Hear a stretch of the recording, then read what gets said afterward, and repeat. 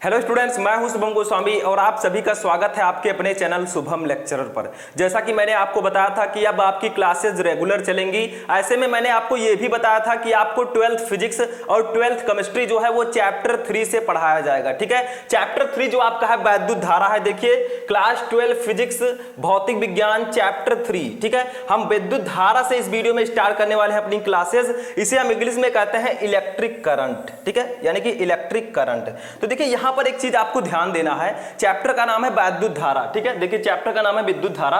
तो सबसे पहले हमें यह समझना होगा कि विद्युत धारा होता क्या है। ठीक है, यानी कि व्हाट इज इलेक्ट्रिक करंट, इसके बारे में जानना बहुत जरूरी है। तो आप लोगों को ध्यान से इस वीडियो को शुरू से लेकर लास्ट तक देखना है और चैनल पर नया चैनल को सब्सक्राइब कर लेना है ताकि सभी इंपॉर्टेंट वीडियोज आपको टाइम से मिलते रहे। ठीक है, अब देखिए आगे आपको क्या करना है यहां पर। ठीक है, यहां पर आप लोग करेंगे, देखिए सबसे पहले हम देखेंगे किसके बारे में, वैद्युत धारा के बारे में। यहां पर मैं आपको सबसे पहले डेफिनेशन बताऊंगा। देखिए विद्युत धारा जो आपका, इसका डेफिनेशन यानी कि परिभाषा क्या होगा उसको समझिए। ठीक है, तो देखिए आवेश प्रवाह की दर को, ठीक है, आवेश प्रवाह की दर को वैद्युत धारा कहते हैं। यानी कि मान लीजिए कोई चालक है, ये आपका मान लीजिए, ठीक है, ये कोई चालक है। अब चालक क्या होता है, चालक जो होता है वो पदार्थ होता है जिसमें आवेश का प्रवाह निरंतर हो सकता है। ठीक है, यानी कि जिसमें आवेश का प्रवाह हो सके, धारा का प्रवाह हो सके, उसे हम चालक कहते हैं। जिसमें धारा का प्रवाह संभव ना हो उसे हम अचालक या कुचालक कहते हैं। सभी को पता है। ठीक है, अब देखिए मान लीजिए कोई चालक है, चालक में आपका लोहा भी एक चालक है। ठीक है,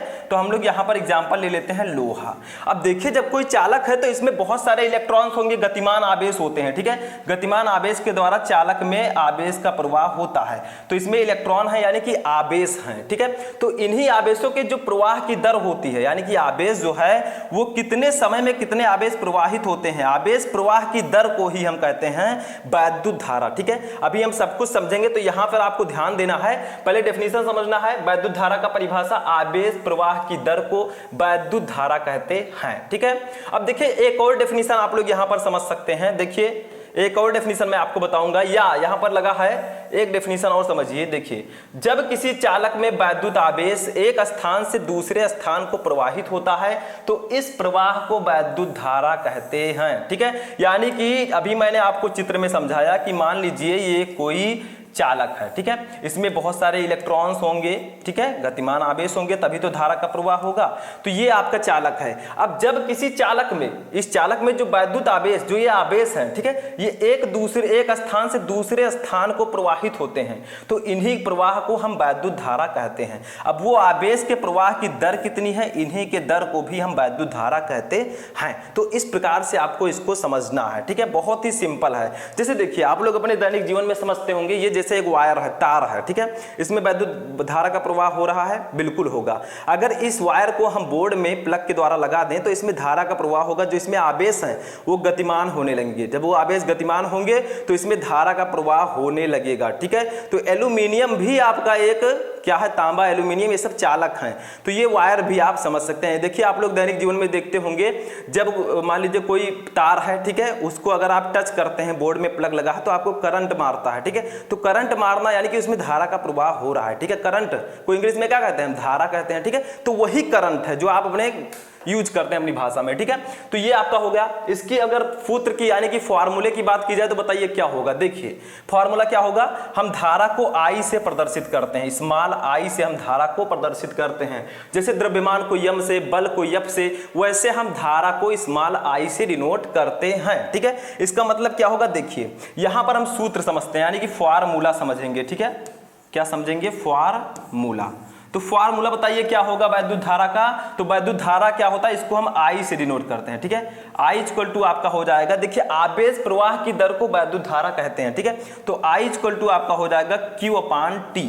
ठीक है, क्या हो जाएगा, Q upon t, I equal to Q upon t, ये आपका फॉर्मूला हो जाएगा वैद्युत धारा का। ठीक है, समझ में आ गया, इतना तो समझ गए होंगे कि फॉर्मूला क्या होगा वैद्युत धारा का। ठीक है, अब इसी के अकॉर्डिंग हम इसका मात्रक भी निकाल सकते हैं, सब कुछ हम निकाल सकते हैं। ठीक है, तो चलिए देखते हैं इसका मात्रक क्या होगा। तो यहां से हम क्लीन करते हैं। तो देखिए मात्रक क्या होगा, क्योंकि मैंने आपको फॉर्मूले में क्या बताया कि आई इक्वल टू होगा आपका, सॉरी यहां पर मैं लिख देता हूं। ठीक है, आई इक्वल टू आपका होता है फॉर्मूला Q अपान टी। ठीक है, ये फार्मूला होता है। तो बताइए यहाँ पर आपका Q क्या है? Q है आवेश, आवेश का मात्रक क्या होता है? कूलाम, ठीक है। T क्या है? T है समय, समय का मात्रक होता है आपका सेकंड, ठीक है। तो क्या मात्रक होगा धारा का? कूलाम प्रति सेकंड। तो आप लोग मात्रक के सेक्शन में क्या लिखेंगे? मात्रक क्या होगा? कूलाम प्रति सेकंड, ठीक है। तो इसका मात्रक हो जाएगा कूलाम प्रति सेकंड। या आपको यह भी पता है कि धारा का मात्रक एम्पियर भी होता है, सभी को पता होगा, ठीक है। तो धारा का मात्रक यहां पर आप एम्पियर भी लिख सकते हैं, एम्पियर।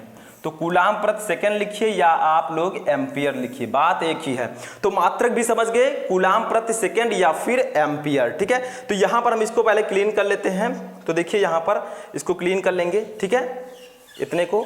तो ये आपका मात्रक हो जाएगा कूलाम प्रति सेकंड या एम्पियर, ठीक है, समझ में आ रहा है। अब देखिए राशि कैसी है, वैद्युत धारा कैसी राशि है? तो यह एक अदिश राशि है। यहां पर आप लोग लिखेंगे अदिश राशि, यानी कि इसमें दिशा की आवश्यकता नहीं होती, ठीक है। तो ये आपकी है अदिश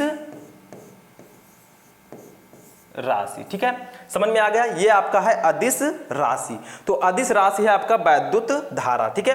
तो इतना समझ में आ गया। तो स्टूडेंट जैसा कि आपने देखा कि वैद्युत धारा एक अदिश राशि है। अब हम जानेंगे कि 1 एम्पियर क्या होता है। जैसा कि मैंने आपको बताया कि विद्युत धारा का मात्रक एम्पियर भी होता है और कूलाम प्रति सेकंड भी होता है। ऐसे में हमें यह जानना जरूरी है कि 1 एम्पियर की वैल्यू क्या होती है और इसका डेफिनेशन क्या होगा। तो देखिए 1 एम्पियर, इसकी परिभाषा आप लोग लिख दीजिए, मैं बोल रहा हूं। 1 एम्पियर वह धारा है जो किसी चालक के परिच्छेद में 1 सेकंड में 1 कूलाम आवेश प्रवाहित होने पर उत्पन्न होती है, ठीक है। अब 1 एम्पियर की वैल्यू बताइए। देखिए 1 एम्पियर इक्वल टू होगा 1 कूलाम, ठीक है, प्रति सेकंड या 1 सेकंड आप लिख सकते हैं, 1 कूलाम प्रति 1 सेकंड, ठीक है।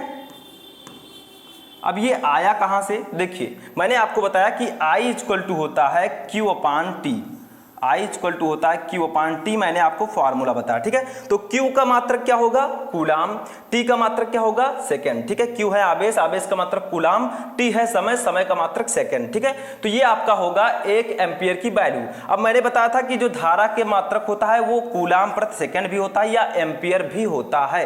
तो 1 एम्पियर की वैल्यू क्या लिख सकते हैं हम? 1 कूलाम प्रति सेकंड, ठीक है। तो ये था आपका एम्पियर। अब जानते हैं कि इसकी वैल्यू क्या होगी। देखिए इसको भी समझ लेते हैं थोड़ा सा, ठीक है। तो इसको इरेज करेंगे और समझेंगे यहां पर 1 एम्पियर की वैल्यू। तो 1 एम्पियर, ठीक है,